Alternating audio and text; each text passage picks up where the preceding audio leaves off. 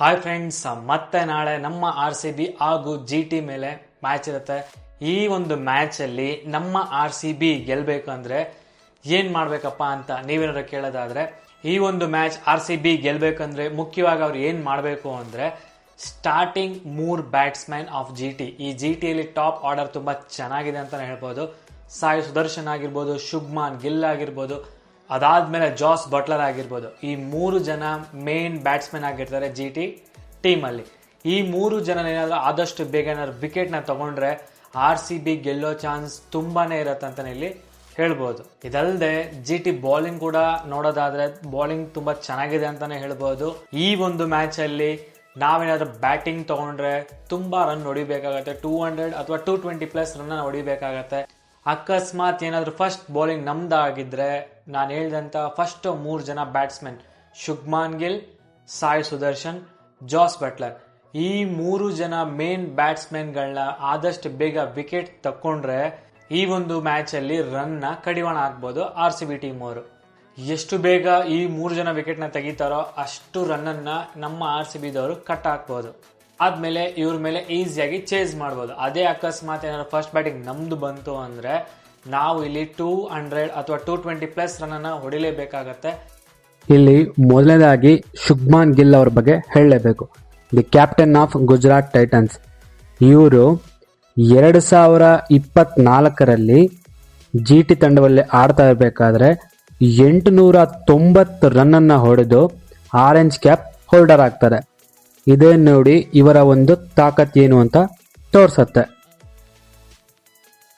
Next ಜಾಸ್ Buttler ಅವರ record ನೋಡೋದಾದ್ರೆ IPL ಅಲ್ಲಿ ಫಸ್ಟೇ ಹೇಳಿ ಕೇಳಿ ಪವರ್ ಹಿಟ್ಟರ್ ಹಾಗೂ ಸಕ್ಕದಾಗಿ ಆಡ್ತಾರೆ ಬ್ಯಾಟಿಂಗ್ ಅಂತಾನೆ ಹೇಳ್ಬೋದು. ಒಂದು ಎಕ್ಸ್ಪೀರಿಯನ್ಸ್ ಇರೋ ಬ್ಯಾಟರ್ ಯಾರಪ್ಪ ಅಂದ್ರೆ ಅದು ಜಾಸ್ ಬಟ್ಲರ್. ಇವರು 2022ರಲ್ಲಿ ರಾಜಸ್ಥಾನ್ ರಾಯಲ್ಸ್ ಟೀಮ್ ಅಲ್ಲಿ ಆಡ್ತಾರೆ. ಆ ಟೈಮಲ್ಲಿ ಇವರದು ಆ ಸೀಸನ್ ಅಲ್ಲಿ ಹೈಯೆಸ್ಟ್ ರನ್ ಹೊಡಿತಾರೆ. ಎಷ್ಟು ರನ್ ಹೊಡಿತಾರೆ ಅಂದ್ರೆ 863 ರನ್ ಅನ್ನ ಹೊಡೆಯುವ ಮೂಲಕ ಆ ವರ್ಷದಲ್ಲಿ ಆರೆಂಜ್ ಕ್ಯಾಪ್ ಹೋಲ್ಡರ್ ಇವರು ಆಗಿರ್ತಾರೆ. ಇದು ಕೂಡ ಹೇಳುತ್ತೆ ಇವರ ಒಂದು ಬ್ಯಾಟಿಂಗ್ ಕೆಪಾಸಿಟಿ ಬಗ್ಗೆ. ಇನ್ನು ನೆಕ್ಸ್ಟ್ ಸಾಯಿ ಸುದರ್ಶನ್. ಈ ಫೋಟೋದಲ್ಲೇ ಇರೋ ತರ ಹೋದ ವರ್ಷದಲ್ಲಿ ಮಿಸ್ಟರ್ ಕನ್ಸಿಸ್ಟೆನ್ಸಿ ಅಂತ ಹೆಸರು ಬೇರೆ ಇವರಿಗೆ ಕೊಟ್ಟಿದ್ದಾರೆ GT ತಂಡ. ಸಾಯಿ ಸುದರ್ಶನ್ ಅವರು 2025ನೇ ಇಸ್ವಿಯಲ್ಲಿ 759 ರನ್ ಹೊಡೆಯುವ ಮೂಲಕ ಆರೆಂಜ್ ಕ್ಯಾಪ್ ಹೋಲ್ಡರ್ ಕೂಡ ಆಗಿದ್ದಾರೆ. 54.2 ಆವರೇಜ್ ನ ಇಟ್ಟಿದ್ದಾರೆ. 650 ಹೊಡೆದಿದ್ದಾರೆ ಹಾಗೂ 1 ಸೆಂಚುರಿನ ಹೊಡೆದಿದ್ದಾರೆ. ಇದಲ್ಲದೆ ಈ ವರ್ಷದಲ್ಲಿ ಸ್ಟಾರ್ಟಿಂಗ್ ಅಲ್ಲಿ ಹೇಳ್ಕೊಳ್ಳೋ ರೀತಿಯ ಪರ್ಫಾರ್ಮೆನ್ಸ್ ಬಂದಿಲ್ಲ ಅಂದ್ರೂ ಕೂಡ ನಮ್ಮ ಮೇಲೆ ಅಂದ್ರೆ ಈ ಹಿಂದೆ ಏನ್ ನಡೀತೋ ಮ್ಯಾಚ್ RCB ಹಾಗೂ GT ಈ ಒಂದು ಟೈಮಲ್ಲಿ ತಿರ್ಗಾ ಅವರ ಸ್ಟ್ರೆಂತ್ ನ ಅವರು ಪ್ರೂವ್ ಮಾಡ್ಕೊಂತಾರೆ ಸೆಂಚುರಿ ಹೊಡೆಯುವ ಮೂಲಕ.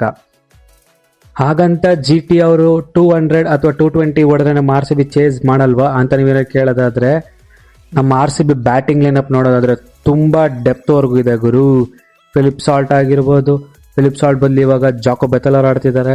ಆಮೇಲೆ ನೆಕ್ಸ್ಟ್ ನಮ್ಮ ಕಿಂಗ್ ಕೊಹ್ಲಿ ಆಗಿರ್ಬೋದು, DDP ಆಗಿರ್ಬೋದು, ರಜತ್ ಪಟಿದಾರ್ ಆಗಿರ್ಬೋದು, ಜಿತೇಶ್ ಶರ್ಮಾ ಆಗಿರ್ಬೋದು, ಕೃಣಾಲ್ ಪಾಂಡ್ಯ ಆಗಿರ್ಬೋದು, ಟಿಮ್ ಡೇವಿಡ್ ಅವರ್ ಆಗಿರ್ಬೋದು, ರೊಮ್ಯಾರಿಯೋ ಶಾಫರ್ಡ್ ಅವರ್ ಆಗಿರ್ಬೋದು. ಇಷ್ಟುವರೆಗೂ ನಮ್ಮ ಬ್ಯಾಟಿಂಗ್ ಲೈನಪ್ ಗನ್ ಆಗಿದೆ ಅಂತಾನೆ ಇಲ್ಲಿ ಹೇಳ್ಬೋದು. ಪ್ರತಿಯೊಬ್ಬರು ಕೂಡ ಪ್ರತಿಯೊಂದು ಮ್ಯಾಚ್ ಅಲ್ಲೂ ಅವರವರ ಕೆಪಾಸಿಟಿನ ತೋರಿಸಿದ್ದಾರೆ. ಪ್ರತಿಯೊಂದು ಮ್ಯಾಚ್ ಅಲ್ಲೂ ಒಬ್ರೊಬ್ರು man of the match award ಕೂಡ ತಗೊಂಡಿದ್ದಾರೆ. ಹಾಗೂ ಹೋದ್ ಮ್ಯಾಚ್ ಅಲ್ಲಿ ನಮ್ಮ RCB ಬೌಲಿಂಗ್ ಬಗ್ಗೆ ಹೇಳಂಗೆ ಇಲ್ಲ ಗುರು. ಅಷ್ಟು ಸಕ್ಕದಾಗಿ ಅದ್ಭುತವಾಗಿ ಬೌಲಿಂಗ್ ಮಾಡಿದ್ರು ಅಂತಾನೆ ಇಲ್ಲಿ ಹೇಳ್ಬೋದು. ಇವಾಗಿರೋ ಟೀಮ್ ಅಂದ್ರೆ ನಮ್ಮ RCB ಟೀಮ್ ಬ್ಯಾಟಿಂಗ್ ಅಲ್ಲೂ ಸೈ, ಬೌಲಿಂಗ್ ಅಲ್ಲೂ ಸೈ ಹಾಗೂ ಆಲ್ರೌಂಡರ್ ಲಿಸ್ಟ್ ಅಲ್ಲಿ ಕೂಡ ಸೈ. ಇನ್ನ ಉಳಿದ 6 ಮ್ಯಾಚ್ ಅಂದ್ರೆ ನಮ್ಮ RCBಗೆ ರಿಮೈನಿಂಗ್ 6 ಮ್ಯಾಚಸ್ ಇರುತ್ತೆ. ಈ 6 ಮ್ಯಾಚಸ್ ಅಲ್ಲಿ ಕೇವಲ ನಮಗೆ ಬೇಕಾಗಿರೋದು ಜಸ್ಟ್ 2 ವಿನ್ಸ್. ಈ 2 ವಿನ್ ಆದ್ರೆ ಮಾತ್ರ ನಮ್ಮ RCB ಪ್ಲೇ ಆಫ್ಗೆ ಸೆಲೆಕ್ಟ್ ಆಗ್ತಾರೆ. ಈಸಿಯಾಗಿ ಇಲ್ಲಿ ನಮ್ಮ RCB ಪ್ಲೇ ಆಫ್ಗೆ ಸೆಲೆಕ್ಟ್ ಆಗ್ತಾರೆ ಅಂತಾನೆ ಹೇಳ್ಬೋದು. ಓಕೆ ಫ್ರೆಂಡ್, ನೆಕ್ಸ್ಟ್ ಮ್ಯಾಚ್ ಅಂದ್ರೆ ನಮ್ಮ RCB ಹಾಗೂ GT ನಡುವೆ ಮ್ಯಾಚ್ ನಡೆಯುತ್ತೆ. ಯಾರು ಗೆಲ್ತಾರೆ ಅನ್ಬಿಟ್ಟು ನಿಮ್ಮ ಅನಿಸಿಕೆಗಳನ್ನ ಈ ಒಂದು ವಿಡಿಯೋದಲ್ಲಿ ಕಮೆಂಟ್ ಸೆಕ್ಷನ್ ಅಲ್ಲಿ ಕಮೆಂಟ್ ಮಾಡಿ ಅಂತ ಕೇಳ್ತಾ ವಿಡಿಯೋನ ಇಲ್ಲೇ ಎಂಡ್ ಮಾಡ್ತಾ ಇದ್ದೀನಿ. ವಿಡಿಯೋ ನೋಡ್ತಿರೋರು ಸಬ್ಸ್ಕ್ರೈಬ್ ಮಾಡಿ ಸಪೋರ್ಟ್ ಮಾಡಿ ಅಂತ ಕೇಳ್ತಾ ವಿಡಿಯೋನ ಇಲ್ಲೇ ಎಂಡ್ ಮಾಡ್ತಾ ಇದ್ದೀನಿ. ಮೊದಲಿಂದ ಸಪೋರ್ಟ್ ಮಾಡ್ಕೊಂಡು ಬಂದಂತಹ ನನ್ನ ವೀಕ್ಷಕರಿಗೆ, ಫ್ಯಾಮಿಲಿಗೆ, ಫ್ರೆಂಡ್ಸ್ಗೆ ಥ್ಯಾಂಕ್ ಯು so much.